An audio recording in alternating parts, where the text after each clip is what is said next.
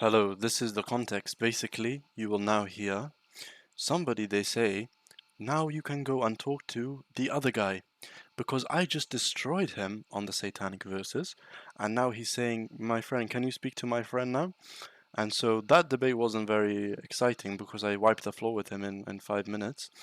So now I'm going to show you the debate with another Muslim, and you will hear now he say, oh, can you speak to my friend now? Okay, I will speak to your friend, and I destroy him for 20 minutes. So now let's watch the video. Yeah, shirky. You can talk with the other guy. I'm going to just look. No problem. So, okay, you listen now because I'm going to destroy him because he says it's a false translation. Ready? So you listen. Hello, Noodles. Hello. Okay. So you say that this is a false translation, correct? No, false narration. False narration. Okay, which out of the 50 isnads are you saying is... They're all false. They're all false, yeah? Okay, which book are you taking that from? All false, bro. Which book? Bro, any scholar says it's false. Which scholar? Ibn Taymiyyah? All of them. Which one? Ibn Taymiyyah? Do you accept Ibn Taymiyyah? Yeah. You accept Ibn Taymiyyah? Show me. Hello, Noodles, do you accept Ibn Taymiyyah? Answer my question. Abdul, answer my question. Do you accept Ibn Taymiyyah, yes or no? I accept all of them. You accept Ibn Taymiyyah. Okay, you just destroyed your religion. Here we go. Bro, Listen. Everybody listen up. Listen up. Just shh. Abdul, shh. Ibn Taymiyyah, in the book Majmu Fatwa, volume 10, page 291. I'm going to send you screenshots now from Gayazo. 1 second. I'm going to send you the exact book. I'm going to send you the exact page number. Don't you worry. No, copy paste it here, bro. You're a liar. No problem. I'm sending you screenshots, my friend. You can go and check the book yourself. You want the link to the book? Copy. No problem. Everybody check the links that I'm sending. No problem. Here we go. And I'm gonna send you the link. Here we go. Bro, I don't trust links. Send the whole thing, bro. Copy paste it. It's copy and paste what? How can I share my screen? Okay, you wanna wait 1 second. You wanna add me as a friend and you come to my server, I share my screen and I destroy it all because I will show you Al-Tabari. You wanna do it? Okay, everybody, I'm gonna send you a link. And I'm gonna destroy this guy on my server. Ready? Okay, invite Yeah, I'll join your server. Where are you? 1 second, guys, please. I'm Token. Sorry, Token, I'm sending. Okay, you said you accept whatever the scholars say, okay? Correct? I'm correct or wrong? First of all. Yes, if most of them agree, it's Sahih. I know, and this is what Ibn Taymiyyah, he says. This is exactly what Ibn Taymiyyah says. And I just want to start off by saying that Al-Albani, first of all, you understand some Arabic or no? Yes, I... Okay. So this is in his book, The Life and Works of Al-Albani, page 432 to 433. And I can send you any link you want for these books. I can send you the link so you can check yourself, if you would like. But it says here, Al-Gharanik. So the story of Al-Gharanik, Qasa, you understand, yeah? Wahiya Qasa, Al-Gharanik, the story of Al-Gharanik, Naddam al-Quran Qul. You understand what this says, yeah? It destroys. Yes, exactly. The story of the exalted cranes, a story that destroys the entire Quran. You understand that, correct? Yeah, and I completely agree. And the reasons why he's saying this is these reasons here. Let me show you. The reason that he's saying it destroys the Quran is because in chapter 15, verse number 9, it says, indeed, it is we who send down a message. It says here the dhikr, the remembrance. This is false translation. And indeed, we will be its guardian. Allah will protect the Quran. Next, the reason also, this is Allah talking to Shaitan in the same chapter 15. Indeed, my servants, no authority will you have over them, except those who follow you of the deviators. And indeed, hell is the promised place for them all. That's the next verse. So here Allah is saying to Satan, nobody can, you can't have authority over anyone who follows me, except those who follow you. So do you agree if the shaitan he put onto Muhammad's tongue, something he has authority over him and his body? You accept that, correct? Yeah. Okay, so you accept that. Next, the final thing is that in chapter 4, verse number 48, it says, Allah does not forgive association with him, but he forgives what is less than that. Anything less than shirk, he forgives. You agree with that as well, yes? Yeah, of course. Okay, so Now, what you said with Ibn Taymiyyah, this is his book, Majwa Fatwa. This is in volume 10, page number 291. Now, if we turn here, this is the translation. I can put this in Google Translate if you want. It says, as for those who decided on what was transmitted from the Salaf early Muslims, this is a firm chain of narration transmission that cannot be challenged, and the Quran indicates this by saying, chapter 22, verse number 54. Now, this is what I have put. This is not Ibn Taymiyyah here. The white is me. And I said, the reason that it cannot be criticized is because there are 50 reports and the early Muslims considered this a fact. The reason he's saying that it's a firm chain of narration, why? Because they said this is in the tafsir of these ayat, are well known and proven in the tafsir and the hadith, and it's in the Quran.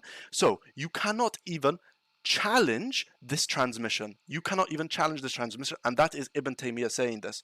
When he says these are in the tafsir and the hadith, I will show you now all of the tafsir here. This is Tafsir al-Tabari, and he says that for the verse number 22, verse number 52, that you consider these Allat, Al-Uzza, and Manat the third. Satan then whispered two words to him. Those are the exalted idols, and their intercession is hopeful. Then he continued and recited the entire chapter, so he prostrated at the end of the chapter. If you prostrate to other idols, do you accept that that is shirk? Yeah. Okay, you accept, yeah? So Al-Tabari says this. Doesn't stop there. Al-Baghawi. By the way, Al-Tabari is your oldest tafsir. But Al-Baghawi says the exact same thing. Prostrated at the end of the surah. Do you want to continue? Because Al-Saidi says the exact same thing. If you want to continue as well, Al-Jalalayn, the exact same thing. If you want to continue as well, this is the tafsir of Ibn Abbas, because all of these are coming from Ibn Abbas. Now, who else says this? You understand Ibn Hajar al-Asqalani. In his book, Fath al-Bari, in volume 8, page 439, he says, contrary to what Abu Bakr ibn al-Arabi says, have claimed, whereby the story has no basis at all. The paths of hadith are so many, and he says 50, and distinct, it shows that the report has a basis. So, as I said, there are 3 sound but mursal chains, for among them that meets the criteria of Sahih. So how many people have I said now? Ibn Hajar, Ibn Taymiyyah, You said 4 people Al-Tabari, now. Al-Baghawi, As-Saidi, that's 5, Al-Jalalayn, that's 6, and the Tafsir of Ibn Abbas, that's 7. Now, I think you understand these things already, right? You understand what is mursal chains. Bro, the thing is, like, I know about this story well, but like, what I know is that, like, the people they told me it's false. I know they When told I you it's checked false, but my friend, didn't I show you why they're telling you it's false? And even I can show you, well, Al-Albani, he lies. Because as we said in the beginning, correct? Al-Albani says, Nadam al-Quran Qul, destroys the whole Quran. Why would he lie? I'm going to show you why he lies. And I'm going to show you actually the stories in Al-Bukhari as well. Okay? 1 second. Let me just show you what Al-Albani, he says, why he's lying. Okay. This is in Sahih al-Sirah al-Nabawiyah by Sheikh Al-Albani, page 206 on the book. Why would these Muslims lie to you? He says, indeed, we preferred to turn away from mentioning the entire story. Why? So that no one hears it and places it in proper places, except that the story is in As-Sahih. When he says As-Sahih here, you see As-Sahih, he's referring to Al-Bukhari. It's true. Yes, you understand. So, what I'm going to tell you right now is that Al-Albani admits the story destroys the whole Quran. He admits he's hiding the story from you. Also, what I'm going to tell you is, he now says that it's in Bukhari. And I'm going to show you how the Muslims, they lie to you. This is Sahih al-Bukhari, Arabic to English. You agree with this, yeah? Arabic to English. How do they lie to you? Look. I'm going to show you the page. This is not me blanking out white. I can show you the whole book. It says, Bismillah ar-Rahman ar-Rahim. You understand here, yes? In the name of Allah, the most gracious, the most merciful. Yes, Look, this is the translation. Why have they not translated this? They translate the hadith above, you see? Wait, which one you want me to translate for you? I can This. try. I translated already. Where is it? No, no, like just to verify which one already. Bismillah, qala ibn. Look. This here says Bismillah ar-Rahman ar-Rahim, correct? Yes, And yes. this here is Yes. the translation in the name of Allah, In the the name gracious, of the Allah, the most yeah. gracious. Ah, the other one, it's not translated. You see, Why? and Why this is not? in Bukhari. Why? Because as we know, what Al-Albani he said. What did Al-Albani he say? We don't want to show it No, and it because it destroys the destroys Quran. the full Quran. Exactly. So when we go back here down, what does it say? Regarding Ibn Abbas, so it's fully Sahih. This has the companion of the Prophet. When he wishes, desires, Satan throws into his desire. Exact same. So how many people now they say it? And also, this is not the only time, and I can show you again as well. Too many stories of this because in the book before Orthodoxy, this one here, it shows 50 different reports. It's so many people, and Ibn Hajar he said, and Ibn Taymiyyah he said the same thing. Both of them. That there's too many for it not to have a basis, and Muslims they lie about this, saying it's da'if. My friend, I can show you. Bro, I thought that line is haram. That's why I never challenged it.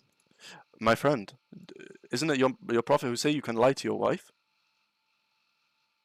Yeah, to your wife to not destroy the. But isn't it allowed for you to use taqiyya to help people come to Islam? I don't know how to do it, but I think there are some who does.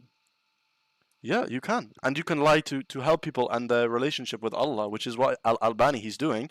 But Ibn Taymiyyah, he was too clever for this, and he realized that this story is true. Because as he said, in the beginning, all the Muslims, they thought that this story was true. The whole Salaf. Wait. But now everyone thinks it's false. I know, because all the Muslims, they're lying. And people, they're getting them busted now, because it's in all of their tafsir. And also, we don't not just the tafsir, but this one, okay, it says bisnad, the isnad is sahiyya. But I will show you, not just this one actually. Yeah, the isnad is sahiyya. This one is fully sahiyya. And I can show you that this is the exact same story. And the isnad is fully sahiyya. Why? Because as I explained up a bit, a fully sahiyya chain needs Muhammad, the Sahabi, and the Tabi'in. And this story, let me show you the full translation. It has Ibn Abbas and Ibn Jabayr, making it fully sahih, and this is graded sahih by your scholars, not me. And it has the exact same story. So if you want to argue with a Muslim about this, you can go and ask now your Muslim friends, why is it in every single tafsir? Did he say like this guy he was with us? What did he say about Which guy? Islam way, like my friend? Islam way, he said he doesn't accept tafsir and he doesn't accept hadith. If What? you one second. If you don't accept those two things, you know this Quran here, it is the last revelation from God, correct? Yes. The last revelation from God should tell you how to pray, correct? It should tell you how to Yes. pray. It doesn't. Go find it. Find it for me and tell me. I will convert to Islam. It has three Where? salas. Where it tells me? Which verse? I mean, like it does have like 5 and how to like do exactly and stuff. You need Exactly. to. Exactly. no You way need the to look Sunnah. it up. But why would Allah? For example, Allah in chapter 24, verse 24, Allah He lets you. He puts in that you can have sex with female captives in your possession. Okay. So you can have sex with slaves. But Allah He forgot to put in how to pray. Allah He says for you in chapter one sec. In chapter 4, verse 34, He says that if your wives are disobedient, then you can beat them. And this says discipline them gently. No, it doesn't say this. And we can go to It's slightly. It says no. It says wa idrabu. You know this word? Do you know the word It drub? doesn't say it, but in the English Quran it says lightly. No. Where's the word lightly? And if we go to the tafsir No. of this In verse, the translation. yeah, in the translation it says lightly, but in the Arabic, the Quran is Arabic, correct? No, the Arabic it doesn't say. Exactly. So you see here, they even lying in the tafsir because in this is not in the Arabic. It says strike them, and this is Al-Qurtubi, and we can also go to al-Tabari, and I'm sure in al-Tabari actually he says not to break bones. Look, how does al-Tabari demonstrate lightly? God has permitted you to strike her, but not severely. What does not severely mean? And do not break her bones. So lightly in Islam, Like slap her. no, you can punch her, but just don't break her bones. Is that right? According to what he says. Yes.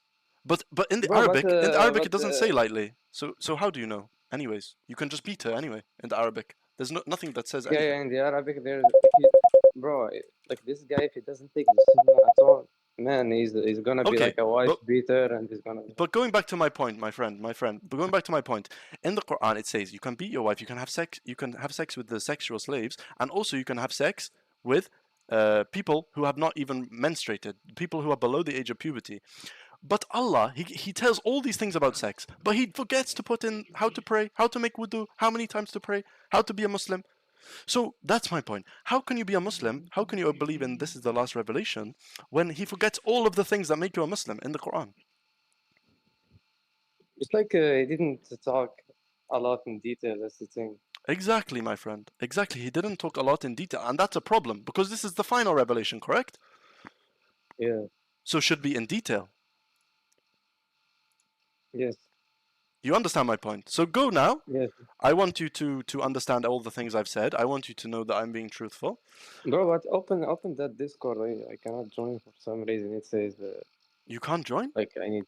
No, I can screenshot for you. It says it's private thing or like. But you understand that if what I'm saying is true, which I've just proven to you is true with all of my points on the Satanic Verses, that Muhammad, he's in hell right now. You understand that, right?